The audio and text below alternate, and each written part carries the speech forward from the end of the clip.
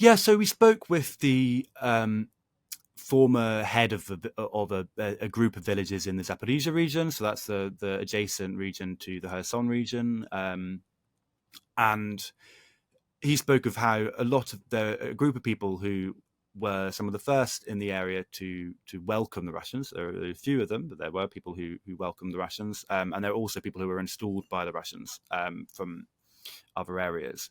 And there'd been mysterious deaths in the past 2 months of lots of people. It was about 7 or 8 in his area alone. And one of these deaths, a man who was shot outside his business, caused a furor and the beginning of what he called a kind of black terror, where the security services went village to village to try and figure out who had done it. In his opinion, it was actually the Russian security services themselves who had killed this individual, and maybe as part of a row over him not paying a bribe that was agreed or falling out with someone. But that what's quite striking is just the level of chaos and fear. Basically, the only way that they run, they seem to be able to run these parts of Ukraine is through fear. It's basically, if you don't do what we say, then we're going to find a way to send you to the front, or we'll lock you up, and often that will involve torturing. So it's a pretty it's a pretty grim scenario for anyone who is still pro-Ukraine over there. And it's really interesting that you say that there's a real climate of chaos in fear in these areas. And Putin has repeatedly stated that territory currently occupied by Russia must stay that way, in his view, and be accepted as being de facto Russian.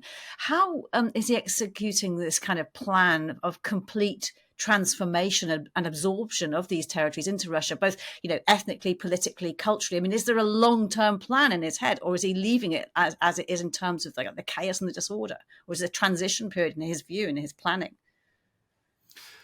Well, I think part of the chaos and the disorder is down to some of the dysfunctionalities of the Russian state. In terms of his plan is more systematic. It's to give everyone Russian passports, make it basically illegal to not have one, or not necessarily illegal, but incredibly hard to go about your day-to-day business. You can't go to school, you can't get a house, you can't do all the things that you need to do to operate in society unless you have a Russian passport. And then if you have a Russian passport, you're then saying, oh, this area is a Russian area because there aren't any ethnic Ukrainians. Even just today, he announced a new law saying that people with Ukrainian citizenships across the whole of Russia need to sort of hand them over or change them or make them legal ASAP. And what he decides is legal and not legal is up for grabs. I mean, at least 3 million Ukrainians lived in Russia in 2018 before the war, and then quite a few refugees moved there after the siege of places like Mariupol. So there's lots of Ukrainians in Russia voluntarily, some of them, but it looks like he's even trying to make those Ukrainians who might be either apolitical or even for Russia just to get rid of their Ukrainian nationality. So that's one way. There's also the nefarious stealing of children, which we've been reported. It's quite extraordinary, the numbers that have been taken from occupied areas, some kind of orphanages, or what they call more like children's homes, and from schools and occupied areas into other places in Russia. Senior figures within the Russian government have adopted Ukrainian children from these areas. It's basically to sort of stop them from being Ukrainian anymore. And Russia has done this in the past in other places. But this is quite an extraordinary example of this. Basically, it comes from a mindset that is popular within the Russian establishment at the moment, the more extreme elements of it, which is that Ukraine doesn't exist. It's a Russian state which has gone astray, and we need to pull them back by force, basically. And there was a report in the Russian newspaper Kommersant that Putin threatened to expand his ambitions beyond the current occupied areas in Ukraine if there isn't official recognition of them. What hope is there for the upcoming talks in Saudi next week if his demands increase unchecked as they are doing, no matter what concessions President Zelensky makes? Federation, according to their constitution now. In the case of Kherson and Zaporizhia, only half of those regions are occupied by Russia. But in the Russian constitution, all of them are part of Russia. So when I'm in Zaporizhia speaking to people with Ukrainian flags who are, pro-Ukrainian, there are lots of soldiers there fighting to keep that Ukrainian-held territory. In Russian constitution, that is Russia. So they live in another world of reality. Also, this is the kind of thing that Russia could use in the future for justifying the end of the ceasefire, for example, if there was any violence in these areas, because they'll say that this is part of Russia, or he could insist upon handing over parts of those areas which are not already under Russian control. I can't see Ukraine ever agreeing to that, because it would be about signing over millions of their population to live under Russia, which is what they've been loads of their young people have been fighting and dying for. But that's the kind of, so if he's wanting more than that territory which he already claims, which he hasn't even got yet, then that's an extraordinary amount of Ukraine, and he doesn't have the firepower to get it. So if that's any way near on the cards, then he's done extraordinary sort of mind games with Trump to make him, if Trump doesn't realize that this is complete make-uppery. And it's also very concerning for Ukraine, because they're struggling to hold this sort of 600-mile front.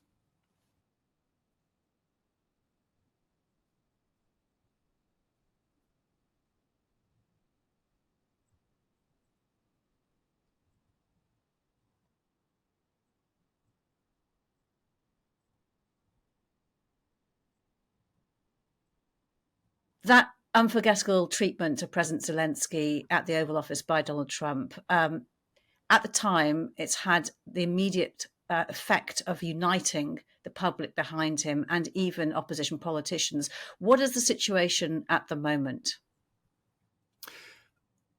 One of the most common things you hear is, I didn't vote for Zelensky, but I back him now, or I don't like seeing that kind of humiliation, because they're humiliating us. And like, especially about him not wearing a suit. Soldiers I spoke to said, we understand. Does he not understand why he's not wearing a suit? He's not wearing a suit because he's showing solidarity with us. In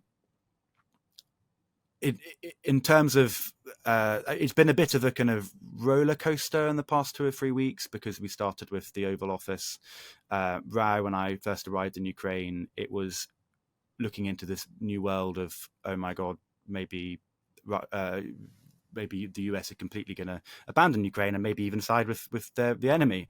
We're not that far away from that now, because Trump's clearly not playing very hardball with Putin when he's on the phone call yesterday.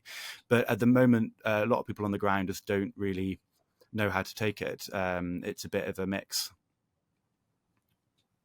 Jack, just finally, from a personal point of view, you're somebody who's lived several years in Ukraine yourself after the invasion of Crimea, but you lived through very different times in the country. What is it like for you seeing what's happening now and going back to report on it?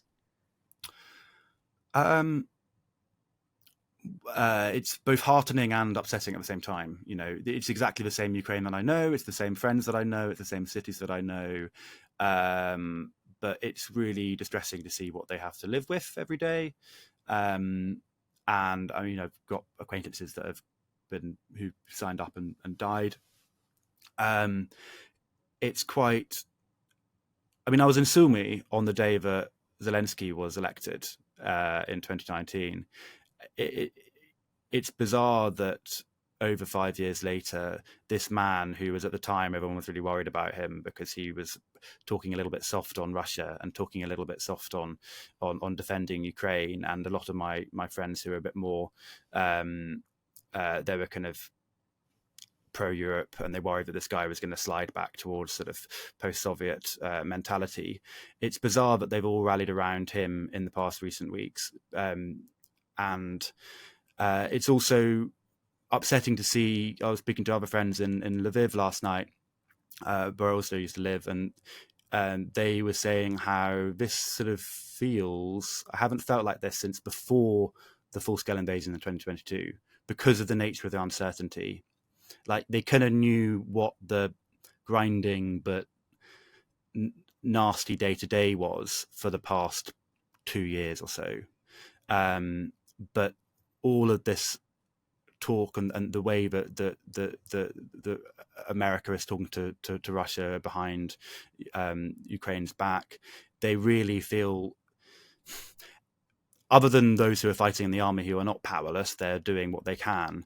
But there's a sense of like absolute awe and shock, and I could say dismay, but Ukrainians aren't very big on dismay. They're just they're taking with it quite a lot of humor, but they're not planning anything. They don't know what's going to happen to their family. They don't know what's going to happen to their homes. They don't know what's going to happen to their future, and they worry that, you know, that there's almost a feeling that they're closer towards some form of quasi Russian occupation now than they were several months ago, because of the nature of the kind of demands and the kind of deals that Trump and Putin seem to be doing. So it's heartening and upsetting at the same time. You've been watching Frontline for Times Radio. If you'd like to know more about the war in Ukraine, you can subscribe and sign up for a membership. You can also get more analysis by listening to Times Radio